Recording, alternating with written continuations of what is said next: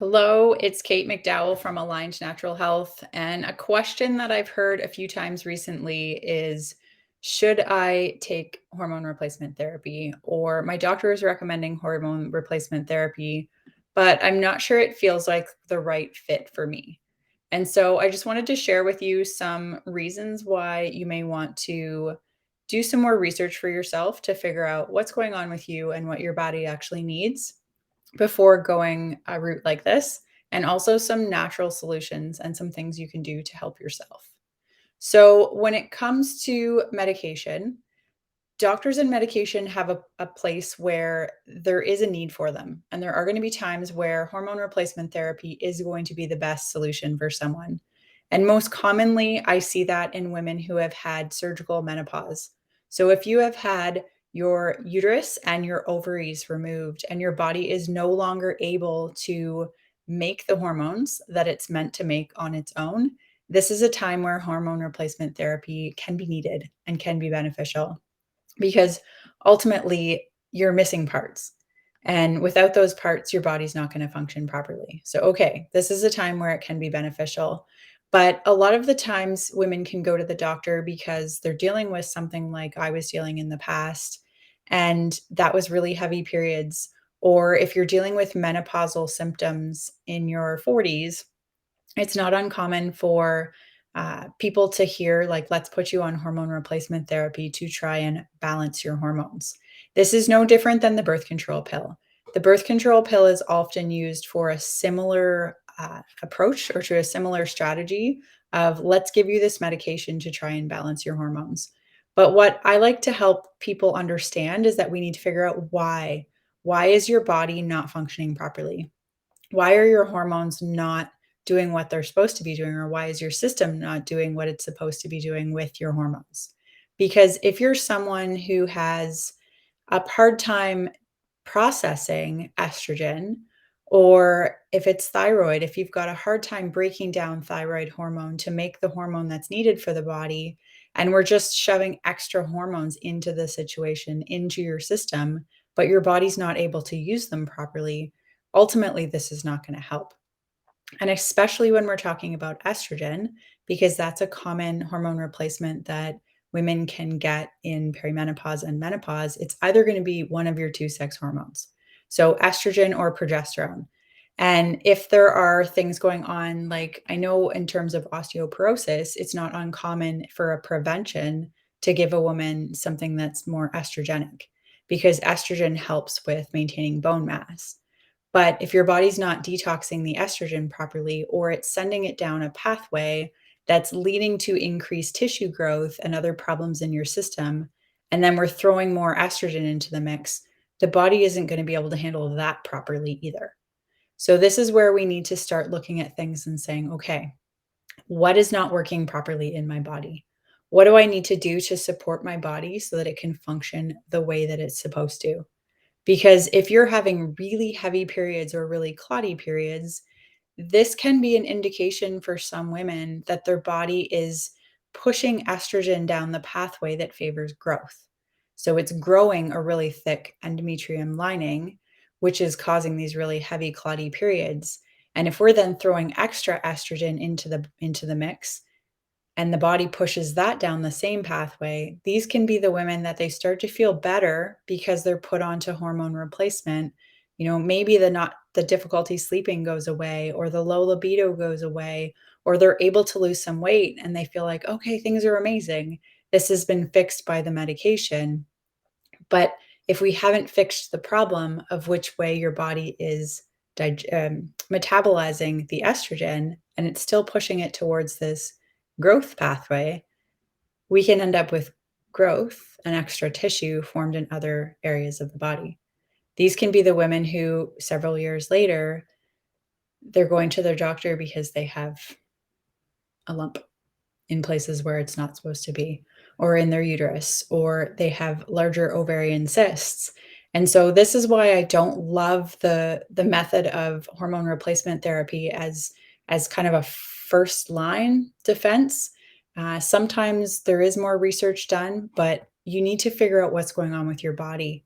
And this is where I help clients because I want to test you and see What is not functioning properly in your body? We're never going to just throw something towards it if we don't know why it's not working properly. You might have a detoxification issue. You may have an issue where your body is not breaking down estrogen properly. And so when estrogen goes down, as I mentioned, there's 3 pathways, but it's 2 pathways are the most important ones when it comes to estrogen metabolism. And if we picture it as, pathway 2, which is the good one, which is actually the beneficial way that your body can break down estrogen, it actually works quite well for you if you're able to push estrogen down that pathway or that road. But if your body's pushing estrogen down the 16 pathway, this is the area where the estrogen doesn't leave the body. It magnifies it by 10 times, 100 times stronger, and it'll recycle it throughout our system. And this is when we can end up with estrogen dominance and with other problems in the future as well.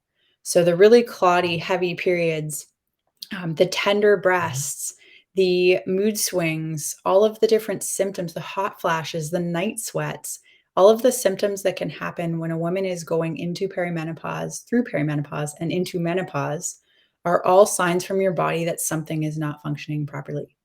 And so rather than just putting medication towards it, which can be helpful for some women in the meantime, but we need to make sure that we're also figuring out what the body needs in terms of support to help you function the way that you're supposed to so that you can continue to live healthy and happy into menopause and beyond. Hopefully that makes sense. Okay. So, as I said, like menopause symptoms, that's a time where hormone replacement therapy is commonly recommended because the symptoms suck. Don't get me wrong, it's not fun, but we don't have to deal with these. Every symptom that you deal with in your life is there's a cause always, and a symptom is just a warning sign from your body. It's a message from the body saying something's not working properly and something needs your help. And generally speaking, this something that's not working properly comes from kind of one of two main things.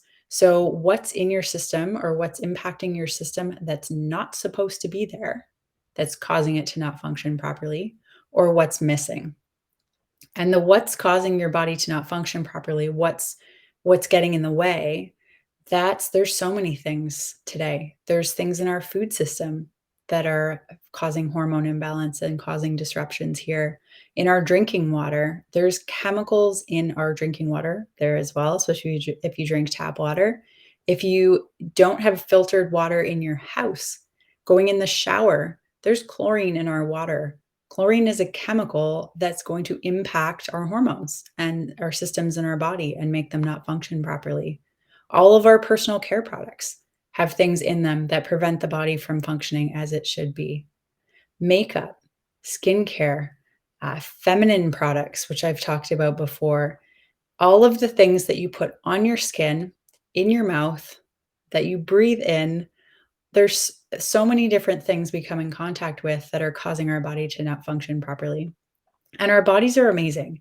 They're always trying to keep us safe and they're always trying to detoxify and do the best that they can. But there comes a time where the toxins become too much and the body can't do it on its own anymore and might need some support. And so this is an area where, yeah, we need to figure out what is causing the most impact for you. How can we help your body to make sure that it is able to clear these toxins properly so that you're not dealing with the excess hormones or the recycling of hormones? Because our liver is our detox organ. So it does like 600 jobs a day in terms of detoxing everything we come in contact with. But our liver is also responsible for clearing hormones. So if your liver is overwhelmed and not functioning properly and not able to move estrogen out on that two road, to move it out of your body and it continues to recycle and recirculate in your system, this can be a big part of why you're having symptoms. And so this is where I like to start. Why are you having the symptoms you're having? Why is your body not doing what it's supposed to be doing? Because our bodies are brilliant. The analogy that I make all the time, if you cut your finger, you don't have to tell your finger how to heal the cut. It knows how to do it. Your body knows how to do what it's doing. It's just what is getting in the way. of it functioning the way that it's supposed to? And what does it need to be able to start working properly again? Okay. So hopefully that makes sense. That's kind of my I'm not saying that hormone replacement therapy is like absolutely no, don't do that ever. That's horrible. It's just we need to make sure that it's the right solution for your body at the right time. Okay. And so you always want to make sure you consult with a healthcare practitioner. That could be a nutritionist, could be someone like me who looks for the root cause. That's my suggestion. Find someone who can help you find out what's going on with you and your body. So, I'm going to talk about somebody had asked, and that's why I'm doing this video today. What are some natural things that you can do kind of as an alternative to hormone replacement therapy? And again, this is going to be different for everyone. So these are things that could cause you some, or could give you some relief, not cause, could give you some relief from the symptoms that you're dealing with. But again, it's important. Everyone is unique and individual, and I don't know you unless we work together and I test you. So these are things that, I mean, most of them, anyways, we'll carry on. So these are things, this is not saying like, this is exactly what you do. This will be the perfect fit for you. These are just things that will benefit most people, and they're a good place to start. So this is kind of a no-brainer. Balanced diet is a really important one. If we're eating lots of processed foods, if we're eating lots of refined sugars, if we're drinking lots of alcohol, if we're drinking lots of caffeine, if we're eating lots of foods that aren't going to help our body be healthy, it's going to impact our ability to process hormones as well. So a balanced diet overall is going to be good. You want to make sure you're getting lots of, fresh as much as possible, fresh meats, fresh eggs, fresh vegetables, as much local as possible is also good. Like fruits, and anything that you can get seasonal is going to be great. We also want to include foods that are rich in specific nutrients. So things like omega-3 fatty acids are really beneficial for women during this time of life. And I know a lot of the times I talked to a client today, and we've been conditioned to believe that certain things are not good for us, and that's not always the case. And so when it comes to things like eggs, this has been a hot topic over the last couple of years. Cholesterol and eggs are bad for you, eggs are good for you. There's so many different opinions here. In my opinion, is that getting things as close to how nature created them as possible is going to be the best option for your body to be healthy. The way that nature created stuff, our body recognizes that. It knows what to do with it. It's got less chemical treatment that's happened to it. There's been less things that have manipulated the way it was designed to be consumed and to exist, right? So when it comes to eggs, I used to be guilty of this too.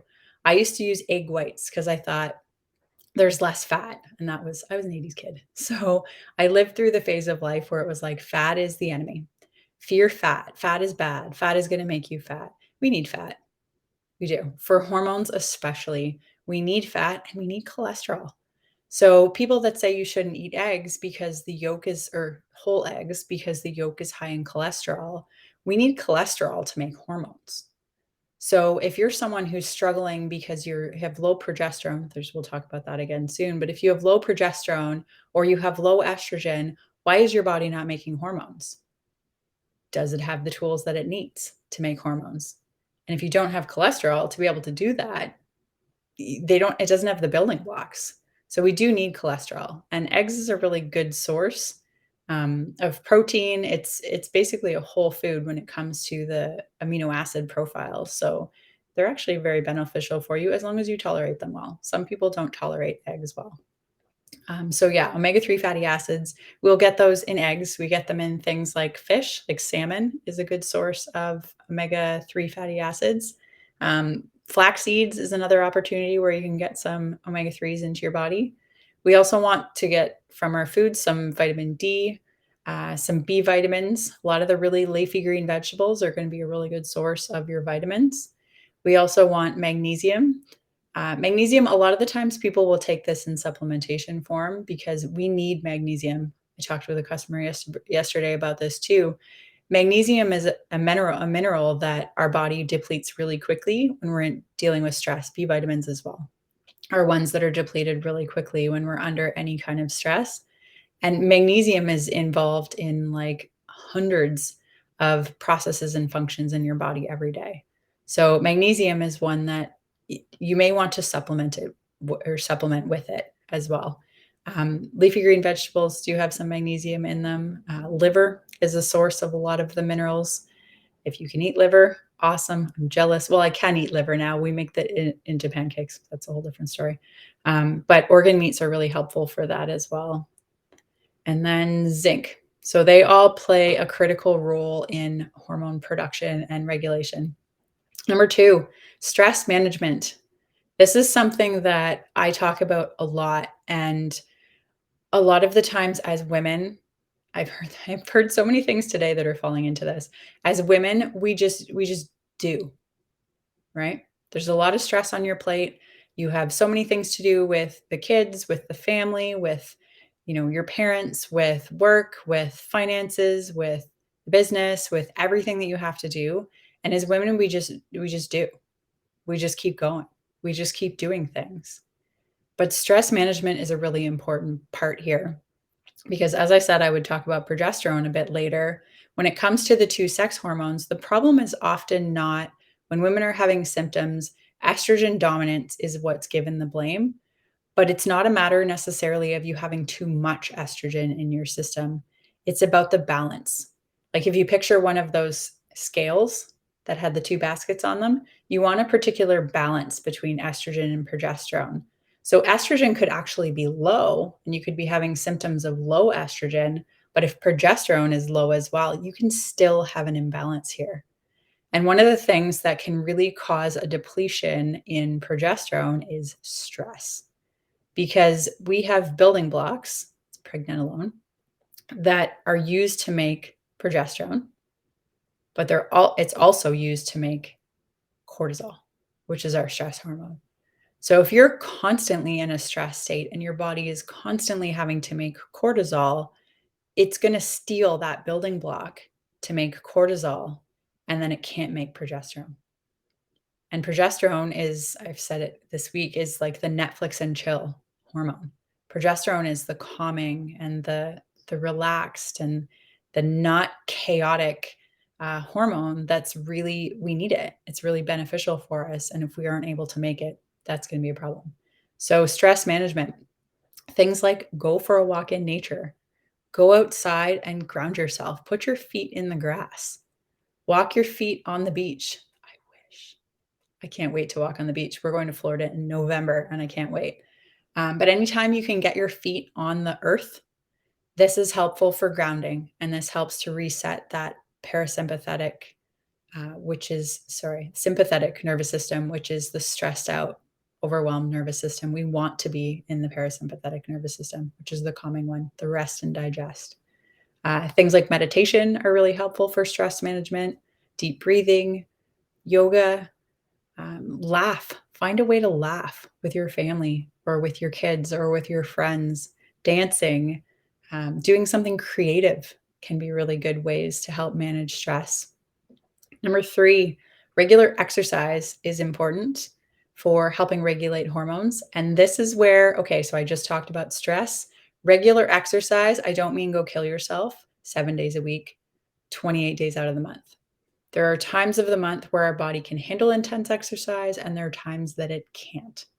And the week to 10 days leading up to your period is not a time to go do a super intense workout and push yourself to the edge, because this is a time where we need to make progesterone, not cortisol.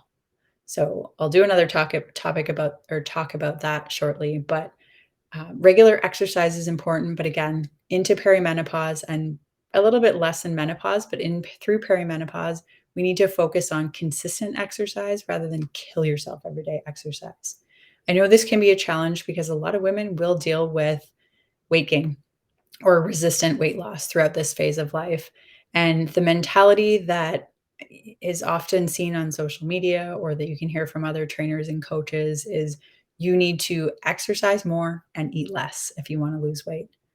But stress is a really, really important factor here. And both of those things are not going to be your friend in that regard.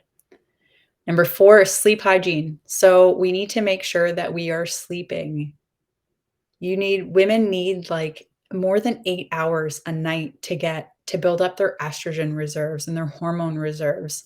Women need more sleep on a regular basis than men do because of that, because we have estrogen and progesterone are more of an important factor in our life, and we need to make sure that we're able to build those stores up in these hormones, and that happens during sleep. All of our detoxification happens during sleep as well.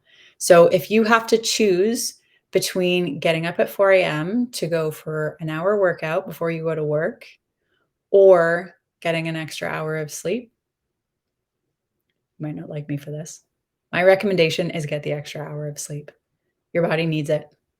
You won't be able to reset your hormones properly, your immune system, your nervous system. They can all struggle if you're not getting enough sleep. And so then there's also some herbal remedies. And this is something I prefer to work with people individually because not everyone is the same. And herbs are amazing. Nature has given us pretty much everything that we need on this planet to be able to stay healthy in the form of plants and food and all of the things that we can use. But not every herb is going to, or there's not one herb that's going to have the same impact or benefit for everyone. Herbal remedies, there are some that are really beneficial for hormone health, things like maca root or chaste tree or vitex, it's also called, black cohosh. Those are all beneficial herbs that are recommended around the perimenopause, menopause time to deal with things like hot flashes and stuff. But everyone's going to be different. We need to figure out what's going on with your body and what do you actually need as support to get back into balance. Inflammatory support is also something that can be helpful. Inflammatory support like curcumin is something that I, I don't think that's something that's not going to benefit someone, but is that what you need? That's where it's good to work with a practitioner and figure out exactly what's going on with your body and what you need. And then also things like fish oils can be helpful. Probiotics can be helpful, but it's going to depend again on what you need in terms of support. So, natural remedies are great. It's a way that you're not going to have side effects like you can from the medication as well. But again, it's something that we need to make sure it's the right solution for you. So, this is something that I help people with. I work with clients one on one to figure out what is going on with you. What does your body need to get back into balance? What are the things that are getting in the way of functioning properly? And what are the supports that are missing? And then from there, we can put together a custom plan for you. I don't like the whole cookie cutter solution. I mean, in my experience in the past and in most of my clients, that doesn't work because it's not figuring out your individuality and what your body actually needs. So, if you're dealing with menopause symptoms, perimenopause symptoms, and you want to look at a way to start addressing things naturally, you can reach out to me. You can send me a message. Actually, anywhere that you're seeing this, send me a message. Let's connect. I'd be more than happy to let you know like how we can work together and figure out what's going on with your body. So, hopefully, you enjoyed this. Hopefully, you got some value from this. If you know anyone who's struggling, this is a rough period of life, but it doesn't have to be. And if they're looking for support or help, share this with them. Hopefully, you'll learn something from it. I shared some value with you, so hopefully, you got something that made sense for you or clicked for you there. And otherwise, I will talk to you next week. Again, it's Kate McDowell from Aligned Natural Health. Live well naturally.